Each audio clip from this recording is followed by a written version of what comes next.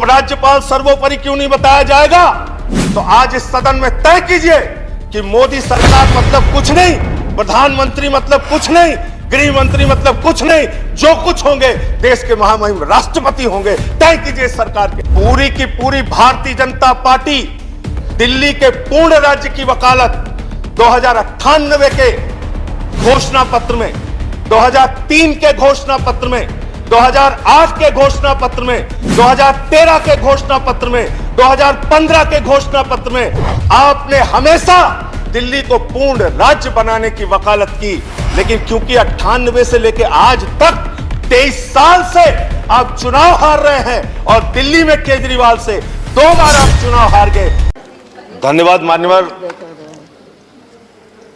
आज इस बिल पर आपने मुझे बोलने का मौका दिया। अभी मैं सत्ता पक्ष के लोगों को सुन रहा था। सिंघवी साहब ने बताया कि कैसे ये कानून सुप्रीम कोर्ट के संविधान पीठ के फैसले के खिलाफ है, कैसे ये कानून हिंदुस्तान के संविधान के खिलाफ है, कैसे ये कानून इस देश के लोकतंत्र के खिलाफ है, कैसे ये कानून एक चुनी हुई सरकार के खिलाफ है।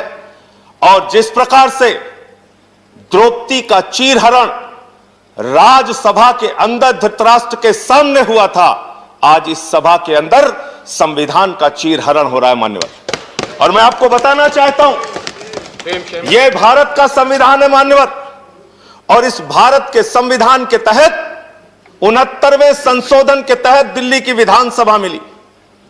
और उस 69वें संशोधन में आर्टिकल 239A का क्लॉज 6 साफ तौर पे कहता है कि दिल्ली का मंत्रिपरिषद, सरकार का मंत्रिपरिषद दिल्ली की विधानसभा के प्रति उत्तरदायी होगा। यह संविधान कह रहा है, हम नहीं कह रहे मान्यवर। यह देश का संविधान, भारत का संविधान, बाबा साहब का संविधान कह रहा है मान्यवर। और आपने उस संविधान में संशोधन कर दिया बगैर किसी कॉन्स्टिट्यूशनल अमेंडमेंट बिल के। आप एक गैर कानूनी, गैर संवैधानिक बिल लाकर आप इस देश के संविधान को तार तार कर रहे हैं। आप भारत की आत्मा को तार तार कर रहे हैं मान्यवर। दिल्ली के 2 करोड़ लोगों ने एक सरकार को चुना। मैं आपके माध्यम से इस सरकार से पूछना चाहता हूं, हमारा अपराध क्या है? आज आप बताइए। हमारे जुल्म की, किस जुल्म की आप, किस अपराध की सजा हमें दे रहे हैं? आज बताइए इस सभा में मान्यवर। मैं पूछना चाहता हूं बिना बड़ी विनम्रता पूर्वक आपसे, जब केजरीवाल जी मुख्यमंत्री बने, स्कूलों में जाते थे, मकड़ी के जाले लगे होते थे। आज उन स्कूलों के अंदर एयर कंडीशन कमरे दिल्ली के बच्चों के लिए बनाया। क्या यह हमारा अपराध है मान्यवर? दिल्ली में मोहल्ला क्लिनिक बनाया जहां पर 200 तरह की जांच फ्री होती है, अल्ट्रासाउंड फ्री होता है, लोगों का इलाज फ्री होता है। क्या यह हमारा अपराध है मान्यवर? केजरीवाल सरकार ने महिलाओं के लिए बस की यात्रा फ्री की, बुजुर्गों की पेंशन 2 गुना की, विधवाओं की पेंशन 2 गुना की, दिव्यांगों की पेंशन 2 गुना की, गेस्ट टीचर की तनख्वाह 2 गुना की। क्या यह हमारा अपराध है मान्यवर? हमारा अपराध क्या है? हिंदुस्तान की पहली सरकार जिसने 200 यूनिट बिजली फ्री देने का काम किया, वो सरकार है केजरीवाल सरकार। आज उस सरकार को आप इस अपराध की सजा दे रहे हैं कि हमने जनता के हित में काम किया।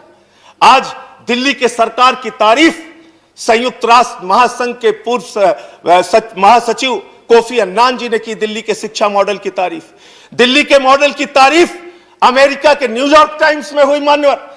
लोग पहले कहते थे अमेरिका से सीखो, अमेरिका से सीखो। आज अमेरिका वाला कह रहा है केजरीवाल से सीखो, दिल्ली सरकार से सीखो, आम आदमी पार्टी से सीखो। ऐसी सरकार, ये हंसी सर, ये हंसी याद रखिएगा सर, ऐसे हंसते जब अत्याचार होता है, अन्याय होता है, तो रावण हंसता है। No comments. ये रावण की हंसी है, याद रखिएगा मान्यवर। इस सभा के अंदर अन्याय होता है, अत्याचार होता है, तो दुर्योधन हंसता है, कौरव हंसते हैं।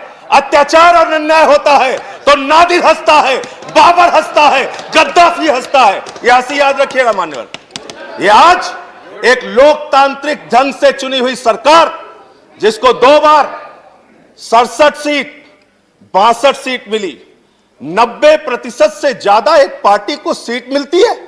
आप उसकी सरकार को खत्म कर रहे हैं। और मैं बड़ी विनम्रता पूर्वक पूछना चाहता हूं, कम से कम रविशंकर प्रसाद जी यहां पर मौजूद हैं।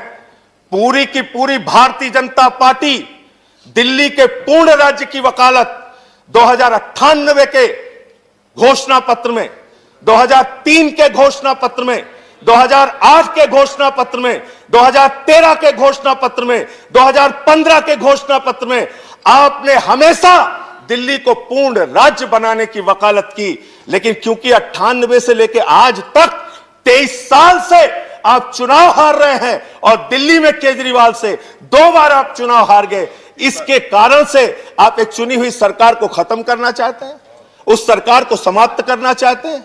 अभी हमारे भूपेंद्र यादव जी बड़े समझदार व्यक्ति हैं, कह रहे थे राष्ट्रपति सर्वोपरि बताया गया, राज्यपाल सर्वोपरि बताया गया, उपराज्यपाल सर्वोपरि क्यों नहीं बताया जाएगा।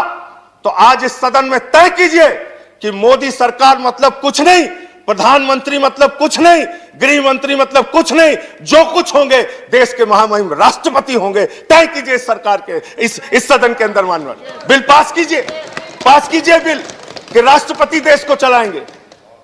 आज बताइए, दिल्ली में आप फ्री बिजली की योजना बंद करेंगे, लोग किसके पास जाएंगे? एलजी के पास कि मुख्यमंत्री के पास? लोगों ने वोट किसको दिया, दिल्ली की सरकार को कि एलजी को? आपने लिख दिया गवर्नमेंट मींस एलजी, सरकार मींस एलजी। देश के सुप्रीम कोर्ट के संविधान पीठ ने, जिससे बड़ी कोई अदालत नहीं हो सकती, उस अदालत ने कहा, मान्यवर साफ तौर पे कहा, 3 विषयों को छोड़कर बाकी सारे के सारे विषय दिल्ली की एक चुनी हुई सरकार के पास होंगे। आप देश के सुप्रीम कोर्ट के संविधान पीठ को नहीं मानते, आप भारत के संविधान को नहीं मानते, आप लोकतंत्र को नहीं मानते, आप एक चुनी हुई सरकार का आज गला घोट रहे हैं। लेकिन याद रखिएगा, ये लोकतंत्र है, यहां जनता मालिक होती है। जनता जब चाहे जिसको अर्श पे पहुंचा दे, जनता जब चाहे जिसको फर्श पे पहुंचा दे। आप जो ये काम कर रहे हैं, आने वाले दिनों में इस अपराध के लिए दिल्ली की जनता और देश की जनता आपको माफ नहीं करेगी। आज मैं सिर्फ इतना कहना चाहता हूं मान्यवर, दिल्ली के अंदर केजरीवाल सरकार को क्यों बर्खास्त करने की, ये बर्खास्त मैं मानता हूं, चुनाव का कोई मतलब नहीं रह गया, सरकार को आपने खत्म कर दिया। आज क्यों किया गया ये? इसके पीछे सबसे बड़ा कारण, जब दिल्ली में किसान आए और उनको जेल में डालने के लिए आपने 9 स्टेडियम मांगा, केजरीवाल ने कहा हम ऐसा ऑर्डर फाड़ के फेंक देंगे, हम अपने अन्नदाता को जेल में नहीं डाल सकते। उस अधिकार को छीनने के लिए आप ये बिल लेकर आए हैं। 200 यूनिट बिजली फ्री की योजना छीनने के लिए आप ये बिल लेके आए हैं। मान्यवर आज बोलने दीजिए हमें, ये लोग बहुत बोल चुके हैं, तो बिल सरकार ही खत्म कर, आपको मौका मिलता है। मान्यवर दिल्ली में फ्री बिजली की योजना को खत्म करने के लिए, फ्री शिक्षा की योजना को खत्म करने के लिए, फ्री पानी की योजना को खत्म करने के लिए, मोहल्ला क्लिनिक की योजना को खत्म करने के लिए, दिल्ली की जनता के अधिकारों को छीनने के लिए यह गैर संवैधानिक, गैर लोकतांत्रिक बिल लाया गया है और इसका हम विरोध करते हैं। यह बिल रद्द होना चाहिए, वापस होना चाहिए। यह संविधान और लोकतंत्र के विरुद्ध है। और अगर आपके अंदर जरा सी भी आज वोट, आप जरूर बहुमत के आधार पर फैसला कर सकते हैं, धन्यवाद संजय सिंह जी। लेकिन कभी कभी आत्मा की आवाज पर भी फैसला लेना चाहिए। इधर बैठे हो या उधर बैठे हो, आत्मा की आवाज पर अगर पूछोगे, यहां बैठे हुए सारे लोग, धन्यवाद, एक भी मान्यवर सदस्य समाप्त कीजिए, अगर इनका लाई डिटेक्टर टेस्ट कराओगे ना, तो ये बोलेंगे दिल से कि ये गलत है, धन्यवाद संजय सिंह जी, गलत है।